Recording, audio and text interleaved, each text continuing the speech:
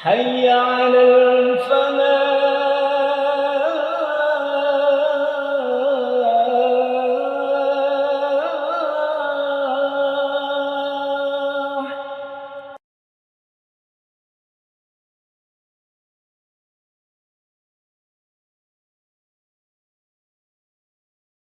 Assalamualaikum warahmatullahi wabarakatuh. Bismillahirrahmanirrahim. Innal hamdalillah wa nahmaduhu wa nasta'inuhu wa nastaghfiruh wa na'udzu billahi min shururi anfusina wa min sayyiati a'malina. Man yahdihillahu fala mudilla lahu wa man yudlil fala hadiyalah. Asyhadu an la ilaha illallah wahdahu la syarikalah wa asyhadu anna Muhammadan abduhu wa rasuluh. Allahumma salli wa sallim barik ala sayyidina Muhammadin wa ala alihi washabihi ajma'in. Jamaah sholat duhur yang dirahmati Allah, marilah kita senantiasa meningkatkan ketakwaan kepada Allah dengan menjalankan perintahnya dan menjauhi segala larangannya.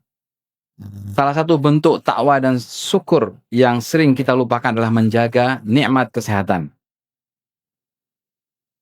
Baiklah, hari ini saya mengambil tema lutut sehat, ibadah lancar.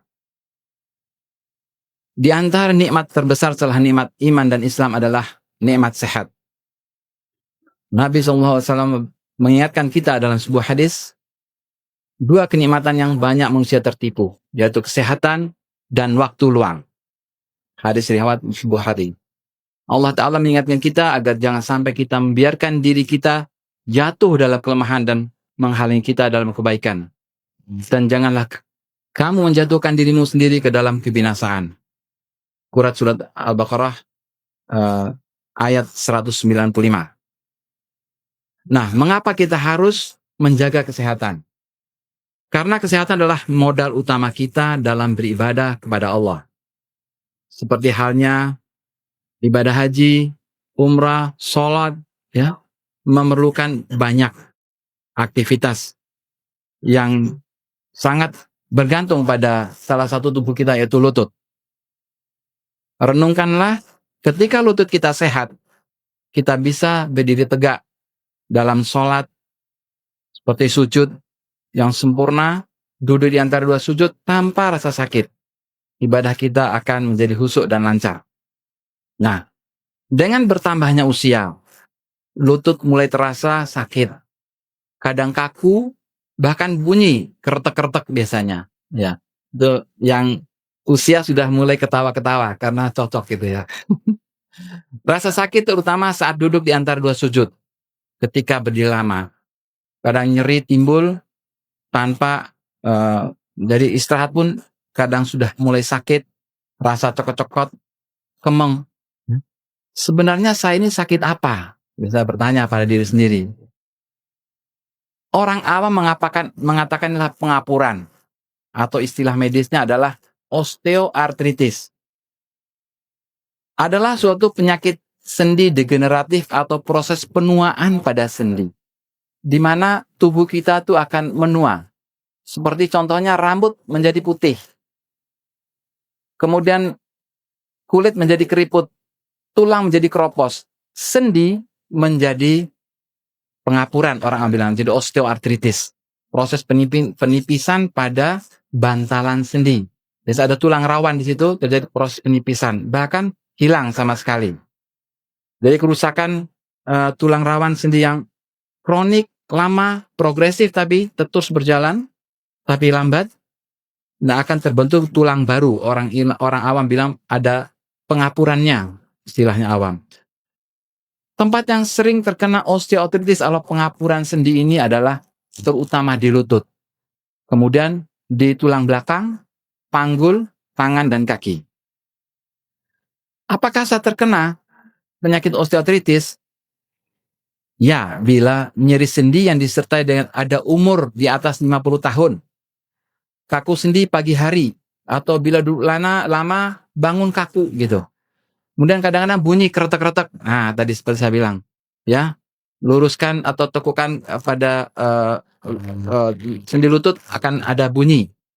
Kemudian naik tangga juga ya, naik tangga juga sakit pada saat naik turun tangga. Jalan yang jauh juga sakit ya. Juga sampai kalau sudah berat terjadi bentuk lututnya menjadi bengkong. Bisa bentuk O atau bentuk X. Jadi gerakan sendi juga terbatas.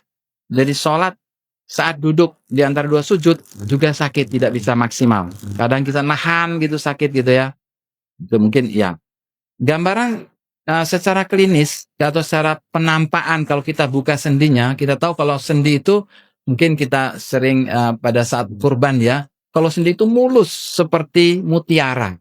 Tapi kalau sudah terjadi pengapuran yang lanjut seperti ini. Jadi, nah, sudah kerusakan pada sendinya. Nah, apa sih faktor risiko terjadinya osteoartritis atau pengapuran ini? Pertama memang usia. Tidak bisa dipungkiri, usia menjadi menua. Yang kedua, penggunaan yang berlebihan. Seperti sering mengangkat, aktivitas yang berlebihan yang menggunakan lutut. Jalan jauh, lari jauh, dan lama-lama nanti pada usia tua juga akan lebih mudah terkenanya. Kemudian atau trauma, pernah patah tulang pada sendi lutut, atau pernah kerusakan atau putusnya ligamen atau urat dalam sendi lutut. Itu juga mempercepat terjadinya osteoartritis. Yang penting lagi adalah obesitas. Nah ini, penting ini obesitas. Nah, ini juga kenapa obesitas menjadi faktor risiko, karena lutut itu menyangga badan kita itu selama sekian puluh tahun disonggok terus, apalagi kalau kita lari. Kalau kita lari itu, lutut itu menahan beban badan kita 4 kali lipat dari berat badan kita. Jadi kalau sudah usia mungkin jalan cepat aja kalau sudah mulai sakit lutut ya, jadi lebih baik tidak lari ya gitu. Kemudian jenis kelamin banyakkan pada wanita. Nah, apakah saya ini termasuk gemuk, kurus, atau ideal? Nah, kita bisa hitung sebenarnya dengan menghitung indeks massa tubuh. Dihitung aja berat badan kita berapa, ya, dalam kilogram dibagi dengan tinggi badan kita dalam meter dikuadratkan. Hasilnya berapa? Nah, kalau hasilnya sekitar 18,5 sampai 24,99 atau 25 itu masih oke, masih normal. Namun kalau itu di bawah jadi kurus dan atau di atas itu ada namanya praobesitas sampai obesitas. Obesitas pun ada yang kelas 1, kelas 2, kelas 3 sampai yang sangat berat. Apa dampak pada penyakit osteoartritis ini? Tentu aja aktivitas ibadah kita akan mungkin terganggu karena ada rasa sakit. Juga berdampak pada kualitas hidup kita. Kita tidak bisa aktif seperti pada saat kita masih muda. Kemudian kadang orang karena sakit jadi stres ya, pikiran terus ya. Untuk jangka panjang mungkin memerlukan pengobatan ya, menggunakan fisioterapi, dan bahkan kalau memang sudah berat, tingkatnya sudah tinggi, memerlukan operasi yaitu pada tingkat 4. Jadi osteoartritis ada 4 tingkat. Tingkat 1, 2, 3 masih bisa dilakukan pengobatan maupun fisioterapi. Tingkat 4 sudah sangat sakit, sudah berjalan dekat aja sudah sakit.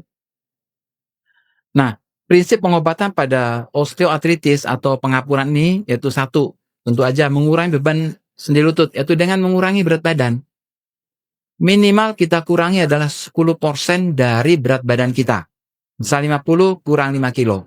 Tapi tidak langsung 1 bulan. Itu ada perlu waktu 1-2 bulan atau 2-3 bulan gitu ya. Kemudian memperkuat otot-otot lutut dengan aktivitas tertentu. Kemudian memberikan nutrisi pada lutut dengan nutrisi yang baik. Tentu aja makanan yang bergizi. Tujuan pengobatan adalah mengendalikan rasa nyeri. Dapat beraktivitas yang optimal dan meningkatkan pergerakan sendi dan mengambilkan fungsi daripada sendi lutut. Pilihan pengobatan ada 2. Ada yang tanpa operasi maupun ada yang operasi. Ya. Obat-obatan seperti obat anti nyeri dan anti radang ya, NSAID bisa kita berikan kalau perlu saja kalau sakit. Kemudian diperlukan juga fisioterapi, tidak cukup dengan pengobatan saja. Ya, dengan fisioterapi. Nah, datang di rumah sakit atau tempat-tempat yang ada alat untuk fisioterapinya, nanti akan diberi alat situ untuk mengurangi keradangan atau nyerinya. Kemudian yang paling penting adalah mengurangi berat badan. Gimana cara mengurangi berat badan? Itu aja makanan kita harus kurangi. Kemudian yang berlemak juga kita mulai hindari. Yang paling penting adalah makan yang manis ya. Gula hindari. Lebih baik kita tidak makan gula atau pengganti gula yang tidak memberikan kalori yang tinggi. Juga menghindari goreng-gorengan ya. Itu yang dapat saya berikan tipsnya. Kemudian hindari angkat beban ya. Jadi itu juga pengaruh. Kadang-kadang kita punya cucu ya, gendong cucunya termasuk berat, 5 kilo, 6 kilo itu berat. Jadi beban lutut akan bertambah. Cara lain adalah dengan mungkin pernah dengar ada suntikan ganti oli atau memberikan hyaluronic acid ya. Jadi bila memang sangat sakit perlu alat bantu. Dan mungkin bapak-bapak ibu sudah biasa kalau memang sholat ya tidak bisa, jangan dipaksakan. Jadi perlu kursi. Nah, penanganan untuk pembedahan kita lakukan istilahnya awam penggantian lutut. Sebenarnya penggantian lutut itu bukan seperti kita ganti lututnya, tidak. Yang rusak ini kita tatah demikian, dibentuk supaya alatnya bisa masuk bagian lutut maupun bagian tulang kering. Nah, sehingga tulang dengan tulang tidak sakit lagi. Jadi kadang-kadang kita ngeri sekali untuk mendengar operasi.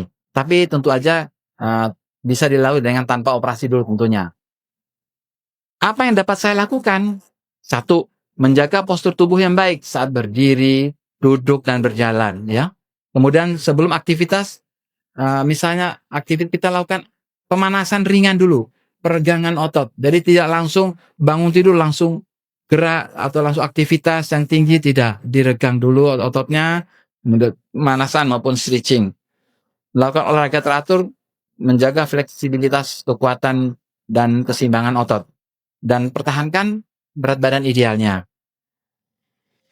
Juga mengkonsumsi makanan yang kayak nutrisi, vitamin, mineral, kalsium, magnesium, dan sebagainya. Belajar kita lakukan olahraga ringan. Hal-hal apa yang kita perlu hindari? 1, jangan latihan melampaui batas, ya, berlebihan. Misalnya udah senang badminton terus tiap hari, ya, itu juga resiko ya. Terutama sebenarnya resiko pada usia-usia sudah 50-an ke atas ini mungkin hindari olahraga-olahraga yang sifatnya benturan ya, futsal dan sebagainya ya, yang kontak. Kemudian yang loncat, loncat lari itu mungkin mulai hindari. Juga jangan istirahat total, jangan diam aja. Kita modifikasi aktivitas dan perbaiki keluhan dengan cara kita bergerak. Sebenarnya di dalam sendi lutut itu tidak ada pembuluh darah yang memberikan nutrisi. Dengan pergerakan itulah maka cairan itu akan masuk ke dalam tulang rawannya. Nah, sulit kontrol kenaikan berat badan. Ini juga hal-hal yang harus kita hindari ya. Hindari angkat-angkat yang berat. Biar anak-anak saja yang masih muda aja yang angkat. Dari kita sudah tidak lagi. Dok, saya masih belum puas. Apalagi yang bisa saya lakukan? Yaitu dengan latihan otot lutut. Beberapa latihan penguatan otot, tip dari saya adalah jalan-jalan ya, terutama habis makan mungkin lebih baik jalan-jalan gitu untuk juga mengurangi kadar gula tentunya ya. Kemudian jalan-jalan kurang lebih 10 sampai 15 menit. Kemudian bersepeda, ini sangat penting. Bersepeda itu memberikan efek yang sangat baik untuk otot lututnya ya. Dengan bersepeda otot-otot lutut akan kuat sehingga tulang dengan tulang akan terbantu untuk tidak menghindari terjadinya benturan hingga terasa nyeri. Kemudian leg lift, angkat kaki ya secara 8 sampai 10 detik, bahkan bila perlu kita memberikan beban ya. Kemudian wall sit seperti yang sebelah kanan ini, duduk demikian beberapa detik diulangi. Ya, kemudian step up, naik turun tangga, berenang. Nah, kemudian latihan quadset ini adalah kita pasang bantal di bawah lutut, kemudian kita tekan. Itu memberikan kontraksi atau tegangan pada otot kita. Beberapa detik, lepas lagi, ditekan lagi, berapa detik, lepas lagi. Jadi bisa pasang handuk atau apa di bawah lutut. Kemudian straight leg raise ini adalah mengangkat kaki, turunkan, angkat lagi, turunkan, demikian. Kalau sudah kuat boleh diberi beban 1-2 kilo ya. Kemudian sit to stand itu duduk berdiri. Dengan kita memberikan sedikit agak bantal, agak tinggi sedikit. Nah, tip naik tangga bila sudah mulai kena nyeri pada lutut. Naiklah dengan kaki yang sehat terlebih dahulu, ya. Kemudian turun dengan kaki yang sakit terlebih dahulu. Itu akan lebih nyaman, ya. Jadi ingat yang sehat aja, naik yang sehat, kemudian turun nanti dibalik. Nah, demikian. Tentu aja segera periksa ke dokter bila sakit berlanjut, ya, nyeri lutut berpanjangan, atau ada bengkak, ya, ada bengkak terus hangat, ada demam, ada kelemahan, itu harus segera. Takut terjadi infeksi. Nah, kesimpulan, dengan menjaga kesehatan adalah suatu perintah agama. Nabi kita adalah teladan terbaik. Beliau berpesan, mukmin yang kuat lebih baik dan lebih dicintai Allah daripada mukmin yang lemah. Namun pada masing-masing terdapat kebaikan. Hadis riwayat Muslim. Mari kita jaga anugerah sehat ini, jaga berat badan, bergeraklah secara proporsional, jangan tunda pengobatan jika sudah sakit, agar sholat kita khusyuk, sujud kita sempurna, dan ibadah kita lancar sampai di akhir hayat. Demikian, alhamdulillah, kita berdoa, Allahumma afini fi badani, Allahumma afini fi sam'i, Allahumma afini fi basari, la ilaha illa anta. Subhanakallah bihamdika, asyhadu an la ilaha illa anta, astaghfiruka wa atubu ilaik. Wassalamualaikum warahmatullahi wabarakatuh.